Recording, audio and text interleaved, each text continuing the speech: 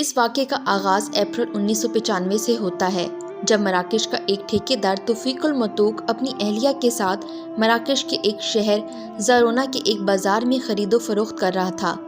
توفیق المتوق کا مراکش میں اچھا کاروبار تھا، وہ خوب صحت مند تھا، اس کی عمر خاصی ہو چکی تھی، مگر ابھی تک اولاد کی نعمت سے محروم تھا۔ جس بازار میں وہ خرید و فروخت کر رہا تھا وہ خیموں سے بنا ہوا تھا۔ شام ہو رہی تھی اور آہستہ آہستہ بازار گاہکوں سے خالی ہو رہا تھا۔ دکاندار سارا دن کے تھکے ہوئے اپنے سامان کو سمیٹ رہے تھے۔ اس دوران متوق نے دیکھا کہ ایک 5 سالہ خوبصورت بچی مختلف خیموں میں داخل ہو کر کسی کو تلاش کر رہی ہے۔ وہ باری باری ایک ایک خیمے میں داخل ہوتی، خیمے کا دروازہ اٹھاتی، اندر جھانک کر دیکھتی اور مایوس نظروں سے اگلے خیمے کی طرف چل دیتی۔ متوق نے اپنی بیوی سے کہا، لگتا ہے یہ بچی کسی کو تلاش کر رہی ہے۔ میاں بیوی بچی کے پیچھے پیچھے چل پڑے۔ ایک کے بعد دوسرے اور دوسرے کے بعد تیسرے خیمے میں جھانکنے کے بعد بھی جب بچی کو مایوسی ہوئی تو وہ رونے لگ گئی۔ اس کی شکل سے نظر آ رہا تھا کہ اسے بھوک لگی ہوئی ہے۔ متوق اور اس کی بیوی آگے بڑھے، اس سے پوچھا، تم کسے تلاش کر رہی ہو؟ میں اپنی والدہ کو ڈھونڈ رہی ہوں، اس نے جواب دیا۔ شاید وہ اسے جان بوجھ کر چھوڑ گئی تھی۔ اس دوران سورج غروب ہو چکا تھا، مغرب ہو چکی تھی۔ متوق نے بچی کو کھانا اور پانی دیا۔ اس کی بیوی نے اسے گلے لگایا۔ اسے اس بچی کی صورت میں اپنی بیٹی نظر آئی۔ بیٹی، تمہارا نام کیا ہے؟ متوق کی بیوی نے پوچھا۔ میرا نام رشیدہ ہے۔ وہ اس سے باتیں کرنے لگی۔ تھوڑی دیر میں بچی ان کے ساتھ مانوس ہو گئی۔ وہ ان سے باتیں کرنے لگی۔ متوق اور اس کی بیوی مشورہ کرنے لگے کہ اس بچی کو کس کے حوالے کر کے جائیں۔ شام ہو چکی تھی، بازار کم و بیش خالی ہو چکا تھا۔ بچی سے پوچھا، ہمارے ساتھ چلو گی؟ وہ تو پہلے سے ہی پناہ کی تلاش میں تھی، اسے بھلا کیا اعتراض ہو سکتا تھا؟ اس بچی نے اپنا نام رشیدہ بتایا۔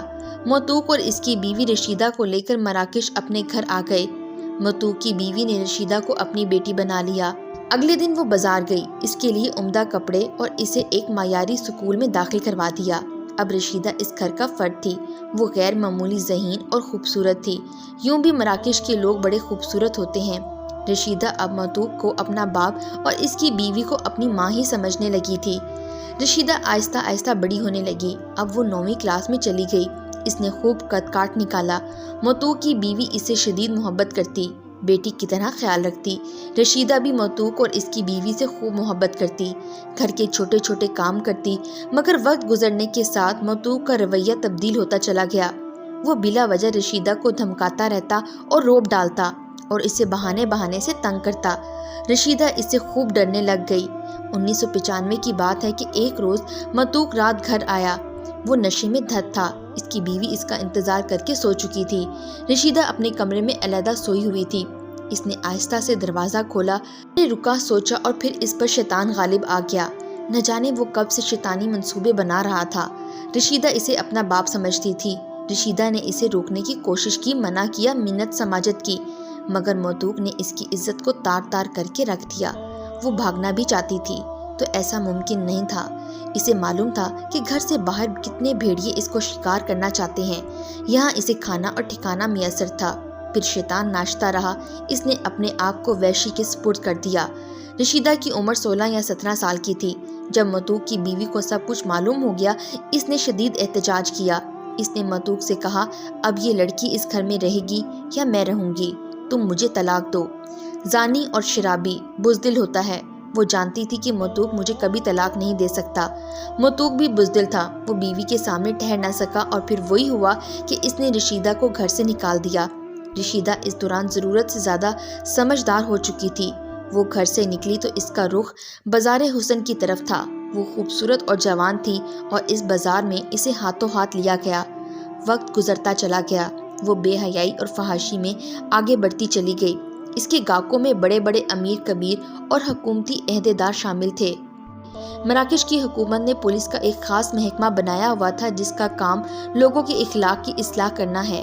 اس محکمے کے سربراہ بریگیڈیئر عبدالعزیز تھے۔ وہ ایسی بھٹکی ہوئی لڑکیوں کے پیچھے رہتے، ان کی اصلاح کرتے، ان کو سزا دلواتے اور جیل بھجواتے۔ رشیدہ جب اس بازار میں آئی تو اپنا نام تبدیل کر کے سلوہ رکھ لیا۔ وہ اپنے جیسی لڑکیوں کی لیڈر بن گئی۔ عبدالعزیز نے اسے کتنی مرتبہ جیل بھجوایا۔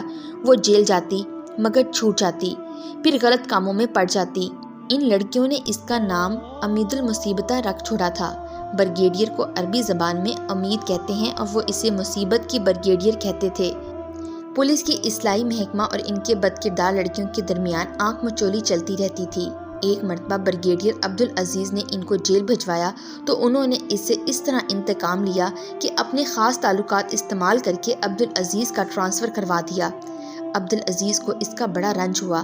اب وہ مراکش سے باہر ڈیوٹی کر رہا تھا۔ عبدالعزیز کی ایک بیٹی اور بیٹا تھا۔ بیٹی کی اس نے شادی کر دی تو وہ اپنے خاوند کے ہمراہ دوسرے شہر چلی گئی۔ بیٹا اعلیٰ تعلیم کے لیے دوسرے ملک روانہ ہو گیا۔ میاں بیوی گھر میں اکیلے تھے۔ اس دوران عبدالعزیز کے ساتھ بہت بڑا حادثہ پیش آیا کہ اس کی زندگی بھر کی ساتھی محبوب اہلیہ کچھ عرصہ بیمار رہنے کے بعد اس دنیا سے رخصت ہو گئی۔ عبدالعزیز مراکش کے پرآسائش علاقے میں خوبصورت گھر بنا چکا تھا۔ اہلیہ کا انتقال ہوا تو اس کا نوکری سے جی بھر گیا۔ ہر چند کہ وہ چاق و چوبند اور صحت مند تھا، مگر اس کے باوجود اس نے فیصلہ کیا کہ وہ اپنے عہدے سے ریٹائر ہو جائے۔ اس نے حکومت کو درخواست دی اور قبول کر لی گئی۔ اب وہ دوبارہ مراکش واپس آ گیا تھا۔ ادھر سلویٰ اور اس کی سہیلیاں پہلے سے زیادہ آزادانہ ماحول میں داد عیش کر رہی تھیں۔ عبدالعزیز اپنے گھر میں اکیلا تھا۔ اسے کوئی کام نہ تھا۔ بھلا ایک شخص جس نے عزم و عمل سے بھرپور زندگی گزاری ہو، وہ فارغ کیسے رہ سکتا ہے؟ اس نے حکومت سے درخواست کی، مجھے بے شک تنخواہ نہ دیں، مگر مجھے واپس اپنی ڈیوٹی پر جانے دیں۔ اس کی درخواست قبول کر لی گئی۔ اب اس کا مرتبہ وہ نہ تھا، مگر پھر بھی وہ اصلاح کے کام میں لگ گیا۔ اس کا علاقہ وہی تھا جہاں سلویٰ اور اس کے ساتھی لڑکیاں رہتی تھیں۔ اس نے دیکھا کہ سلویٰ اب پہلے سے زیادہ فیشنیبل ماحول میں ہے۔ اس کے پاس قیمتی گاڑی ہے، بڑا سا گھر ہے، نوکر اس کے لیے گاڑی کا دروازہ کھولتا اور بند کرتا ہے۔ عبدالعزیز کو بڑا دکھ اور صدمہ ہوا، مگر وہ فوری طور پر کچھ نہیں کر سکتا تھا۔ اس دوران امیر کبیر لوگوں سے سلویٰ کے تعلقات بڑھتے چلے گئے۔ اس کے گاہکوں میں اعلیٰ طبقے کے علاوہ خلیجی ممالک کے گاہک بھی شامل تھے۔ جدہ کا بہت بڑا بزنس مین سلویٰ کی زلفوں کا اسیر ہو گیا۔ یہ نہایت امیر شخص تھا۔ مراکش کی حکومت ہر سال پولیس کے محکمے سے کچھ منتخب افراد کو حج کے لیے بھجواتی ہے۔ ان کے ساتھ سرکاری وفد بھی ہوتا ہے۔ اس سال حج کا وفد تشکیل پایا تو سرکاری وفد میں عبدالعزیز کا نام بھی شامل کر لیا گیا۔ جب اسے معلوم ہوا کہ وہ ارض مقدس جا رہا ہے تو اسے اپنی مرحوم اہلیہ خوب یاد آئی۔ کاش اس مقدس سفر میں وہ بھی میرے ساتھ شامل ہوتی۔ اپنی اہلیہ کو یاد کر کے وہ اداس ہو گیا۔ حج کا شوق ہر کلمہ گو کے دل میں ہوتا ہے۔ عبدالعزیز اب حج کی تیاریوں میں مشغول تھا۔ بالآخر وہ دن بھی آن پہنچا جب وہ حج کے لیے مراکش سے جدہ کی طرف رواں دواں تھا۔ سلویٰ کے سعودی گاہک نے ایک دن سلویٰ سے کہا، اگر تمہیں پیسہ ہی درکار ہے تو میرے پاس جدہ چلی آؤ، وہاں تمہیں کتنے ہی امیر کبیر گاہک مل جائیں گے۔ طوائف کا ایمان پیسہ ہوتا ہے۔ سلویٰ نے غور و فکر کیا اور کہا، ٹھیک ہے، تم مجھے ویزا بھجوا دو، میں جدہ آ جاؤں گی۔ وہ دن بھی آیا جب اس کے پاسپورٹ پر سعودی عرب کا ویزا لگ چکا تھا۔ اس کے سعودی گاہک نے کہا، تم بغیر ساز و سامان کے مختصر ترین سامان کے ساتھ جدہ آ جاؤ، وہاں ہر چیز مل جائے گی۔ جب تم ایئرپورٹ پر اترو گی تو ایئرپورٹ پر گاڑی تمہارا انتظار کر رہی ہوگی۔ فکر نہ کرنا، تمہارے لیے ہوٹل بک ہوگا۔ انہی ایام میں مراکش سے جدہ کے لیے حج پروازیں جاری تھیں۔ سلویٰ نے اپنا خوبصورت ترین لباس پہنا، خوب میک اپ کیا اور جہاز پر سوار ہو گئی۔ اس نے دیکھا کہ حج کی وجہ سے بیشتر مسافروں نے احرام باندھے ہوئے ہیں۔ وہ ان محدود چند مسافروں میں سے تھی جو حج کرنے نہیں جا رہے تھے۔ وہ تو اپنے خاص گاہک سے ملنے اور جدہ شہر میں فسق و فجور کا بازار گرم کرنے جا رہی تھی۔ عازمین حج اپنے رب کریم کے گھر کی زیارت اور فریضہ حج کی ادائیگی کے لیے سفر کر رہے تھے۔ سلویٰ اگلی سیٹوں پر بیٹھی تو اس کے ارد گرد حج پر جانے والی خواتین تھیں جنہوں نے حجاب کیا ہوا تھا۔ کچھ دیر تو وہ کرسی کی پشت کی جیب میں رکھے ہوئے میگزین کے ساتھ کھیلتی رہی، پھر اس نے کھانا کھایا اور آنکھیں بند کر لیں۔ اس کی آنکھ لگ گئی، نہ جانے وہ کب تک سوتی رہی۔ آنکھ کھلی تو جہاز کا پائلٹ اعلان کر رہا تھا کہ کچھ دیر بعد ہم لوگ میقات سے گزریں گے۔ جو مسافر حج کی نیت سے جدہ جا رہے ہیں وہ اپنے احرام باندھ لیں، کیونکہ میقات سے آگے بغیر احرام کے جانا جائز نہیں ہے۔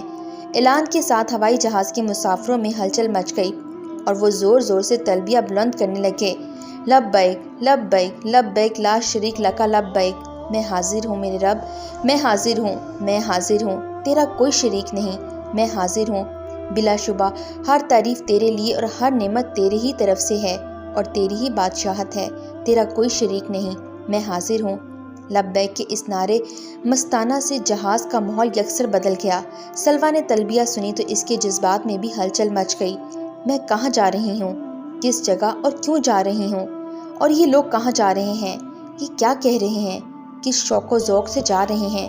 یہ سوچ کر ایک انجانی قوت نے اسے سیٹ سے اٹھنے پر مجبور کر دیا تو وہ 16 سنگھار کر کے آئی تھی۔ اس نے قریب بیٹھی ہوئی خاتون سے کہا، تمہارے پاس کوئی فالتو کپڑا ہے؟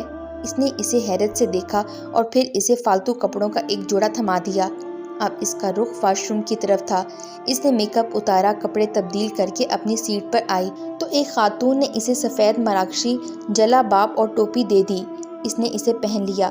میکات آئی اور گزر گئی۔ اب سلویٰ ایک نئے روپ میں تھی۔ جہاز جدہ ایئرپورٹ پر اترا تو آواز آئی، سیدہ سلویٰ سے گزارش ہے کہ وہ آگے آگے جائے۔ اس کے ساتھ VIP سلوک ہوا اور اسے خاص پروٹوکول دیا گیا کیونکہ اس کا گاہک کوئی بہت ہی امیر کبیر شخص تھا جس نے پہلے ہی یہ انتظام کرا رکھا تھا۔ ہوائی جہاز سے سب سے پہلے اترنے والی سلویٰ ہی تھی۔ نیچے اتری، امیگریشن اور کسٹم سے فارغ ہوئی تو خوبصورت قیمتی گاڑی اس کے استقبال کے لیے موجود تھی۔ گاڑی میں بیٹھی تو گاڑی کا رخ ہوٹل کی طرف تھا۔ اس کا کمرہ پہلے سے بک تھا۔ کمرے میں گئی تو وہ بیڈ پر لیٹ گئی۔ لمبے سفر کی وجہ سے اسے آرام کی ضرورت تھی۔ وہ فوراً سو گئی۔ اس نے ایک خواب دیکھا۔ ایک شخص اپنے دائیں ہاتھ میں فانوس لیے کھڑا تھا۔ فانوس سے نور بکھر رہا تھا۔ نور سے دور دور تک روشنی پھیلی ہوئی تھی۔ ایک شخص کے بائیں ہاتھ میں آگ کا شعلہ ہے جس سے اس کے جسم کے ایک ایک حصے کو جلایا جا رہا ہے۔ سلویٰ ہڑبڑا کر اٹھ بیٹھی۔ اسے بڑا ڈر لگ رہا تھا۔ خواب بڑا واضح تھا۔ اس کے سامنے دونوں راستے تھے، خیر اور شر کا راستہ۔ ایک ہدایت کا اور دوسرا ظلمت کا راستہ ہے۔